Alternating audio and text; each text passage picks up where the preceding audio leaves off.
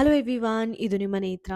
ನನಗೆ ಒಂದು ಗಂಟೆಯಿಂದ ನಾನೊಂದು ವಿಡಿಯೋ ಮಾಡಿದ್ದೆ. ಈ ಥರ ಮಂಜಣ್ಣ ಅವ್ರನ್ನ ವಿನ್ನರ್ ಮಾಡೋದಕ್ಕೆ ಹನುಮಂತನ ಸೆಲೆಕ್ಟ್ ಮಾಡಿದ್ದಾರೆ ಬಾಯ್ಸ್ ವರ್ಸಸ್ ಗರ್ಲ್ಸ್ಗೆ ಅಂತ.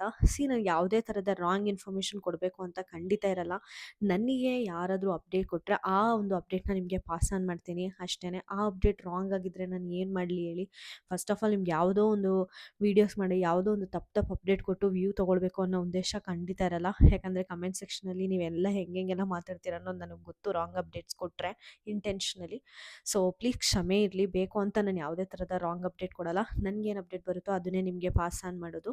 ಈಗ ಒಂದು ಹೊಸ ಅಪ್ಡೇಟ್ ಸಿಕ್ಕಿರೋದೇನು ಅಂದರೆ, ಮಂಜು ಅವರು 5th ಪೊಸಿಷನಲ್ಲಿ ಎಲಿಮಿನೇಟ್ ಆಗಿದ್ದಾರೆ ಅಂತ.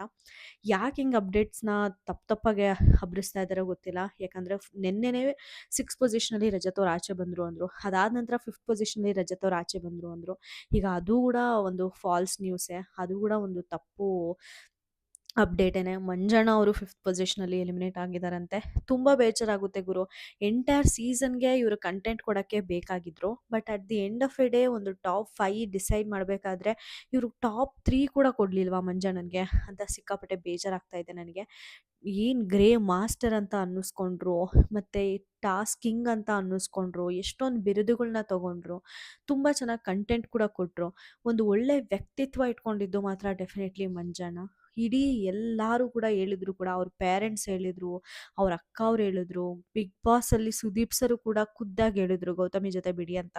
ಬಟ್ ಅವರು ಅವ್ರ ಫ್ರೆಂಡ್ಶಿಪ್ಗೆ ಕೊಟ್ಟಂಥ ವ್ಯಾಲ್ಯೂ ಸೀರಿಯಸ್ಲಿ ತುಂಬ ಚೆನ್ನಾಗಿತ್ತು.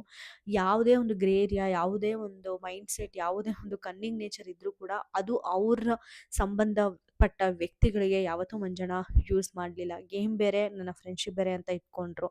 ಅದನ್ನ ಯಾವತ್ತೂ ಮಂಜಣ್ಣ ಮಿಕ್ಸಪ್ ಮಾಡಿ ಅವ್ರ ಗೇಮ್ಗೆ ಎಫೆಕ್ಟ್ ಆಗಂಗೆ ಯಾವತ್ತೂ ಆಡಲಿಲ್ಲ. ಇನ್ಫ್ಯಾಕ್ಟ್ ಗೌತಮಿಗೆ ಸಪೋರ್ಟ್ ಮಾಡಿಕೊಂಡೇ ಬಂದರು. ತುಂಬ ಚೆನ್ನಾಗಿ ಆಡಿದರು ಮಂಜಣ್ಣ, ಗೇಮ್ ಅಂತ ಬರಲಿ, ಮತ್ತು ಅವ್ರು ಮಾತಾಡೋ ರೀತಿ. ಜಗದೀಶ್ ಸರ್ ಇದ್ದಾಗಂತೂ ಮಂಜಣ್ಣ ನೆಕ್ಸ್ಟ್ ಲೆವೆಲಾಗಿ ಹೋಗಿದ್ರು ಬಿಡಿ. ತುಂಬ ಚೆನ್ನಾಗಿ ಆಟ ಆಡ್ಕೊಂಡು ಬಂದಿದ್ದರು. ತುಂಬ ಡಿಸರ್ವಿಂಗ್ ಆ್ಯಕ್ಚುಲಿ ಇವರು ಹೇಳಬೇಕು ಅಂದರೆ ಟಾಪ್ 3ಗೆ. ಬಟ್ ಹೀಗಿರಬೇಕಾದ್ರೆ ಸಡನ್ನಾಗೆ ಟಾಪ್ 5ಅಲ್ಲಿ ಮಂಜಣ್ಣ ಆಚೆ ಹೋಗಿದ್ದಾರೆ ಅಂತ ನೆನೆಸ್ಕೊಂಡ್ರೆ ನಿಜವಾಗ್ಲೂ ಬೇಜಾರಾಗುತ್ತೆ. ಬರೀ TRPಗೆ, ಬರೀ ಇದಕ್ಕೆ ಮಾತ್ರನೇ ಮಂಜಣ್ಣನ ಯೂಸ್ ಮಾಡಿಕೊಂಡ್ರು. ಇಲ್ಲಿ ಆಟ ಆಡೋರಿಗೆ ಬೆಲೆ ಇಲ್ವಾ ಅನ್ನೋದು ತುಂಬ ಅನ್ನಿಸ್ತಾ ಇದೆ. ಯಾಕಂದರೆ ನಿನ್ನೆ ಭವ್ಯ ಅವ್ರು ಎಲಿಮಿನೇಟ್ ಆದಾಗೆ ನನಗೆ ಸಿಕ್ಕಾಪಟ್ಟೆ ಬೇಜಾರಾಗಿ ಹೋಗ್ಬಿಟ್ಟಿತ್ತು. ಏನು ಗುರು, ಅಷ್ಟು ಚೆನ್ನಾಗಿ ಆಟ ಆಡ್ಕೊಂಡು ಬಂದಿದ್ದಾರೆ, ಎಲ್ಲೂ ಗಾಸಿಪ್ ಮಾಡಿಲ್ಲ, ಬೇರೆಯವ್ರ ಬಗ್ಗೆ ಕೆಟ್ಟದಾಗಿ ಮಾತಾಡಿಲ್ಲ, ಅಂಥವ್ರನ್ನೇ ಟಾಪ್ 6ಗೆ ತಂದು ಎತ್ತಾಕ್ಬಿಟ್ರಲ್ಲಪ್ಪ ಗುರು ಅಂತ. ಅದು ಬೇರೆ ಭವ್ಯ ಅವರು ಅಷ್ಟೇ, ಚೈಲ್ಡ್ ಚಪಾತಿ, ಟಾಪ್ 6ಗೆ ಅವ್ರನ್ನೇ ಇಟ್ಕೊಂಡ್ರು. ಅದು ನನಗೂ ಕೂಡ ಬೇಜಾರಾಯಿತು. ಸುದೀಪ್ ಸರ್ ಖುದ್ದಾಗೂ ಕೂಡ ಅದನ್ನು ಡಿಸ್ಕಸ್ ಮಾಡಿದರು. ಈಗ ಅಂಥದೇ ಒಂದು ಶಾಕಿಂಗ್ ಎಲಿಮಿನೇಷನ್, ಮಂಜಣ್ಣ ಎಲಿಮಿನೇಟ್ ಆಗ್ತಿರೋದು ಸಿಕ್ಕಾಪಟ್ಟೆ ಬೇಜಾರಾಗ್ತಾ ಇದೆ. ಯಾರನ್ನ ವಿನ್ನರ್ ಮಾಡ್ತಾರೆ ಗುರು ಅನ್ನೋ ಒಂದು ಕ್ಯೂರಿಯಾಸಿಟಿ ಅಂತೂ ನೆಕ್ಸ್ಟ್ ಲೆವೆಲ್ಗೆ ಹೋಗ್ತಾ ಇದೆ. ನಿಮ್ಮ ಪ್ರಕಾರ ಯಾರು ವಿನ್ನರ್ ಆಗಬೇಕು ಅನ್ನೋದನ್ನ ನನಗೆ ಕಮೆಂಟ್ ಸೆಕ್ಷನಲ್ಲಿ ತಿಳಿಸಿ. ಮತ್ತು ಸುಮ್ಮನೆ ಕೂತ್ಕೊಂಡಿರೋರೆಲ್ಲರೂ ಕೂಡ ಇನ್ನೂ ಅಲ್ಲೇ ಇದ್ದಾರಲ್ಲ ಅನ್ನೋ ಬೇಜಾರು ಕೂಡ ನಮಗೆ ಇದೆ. ನಿಮಗೆ ಯಾರು ಆ್ಯಕ್ಚುಲಿ ಎಲಿಮಿನೇಟ್ ಆಗಬೇಕಾಗಿತ್ತು ಅನ್ನೋದು ಕೂಡ ನನಗೆ ಕಮೆಂಟ್ ಸೆಕ್ಷನಲ್ಲಿ ತಿಳಿಸಿ ಅಂತ ಹೇಳ್ತಾ ನಾನು ಈ ವಿಡಿಯೋನ ಮುಗಿಸ್ತಾ ಇದ್ದೀನಿ. Thank you so much.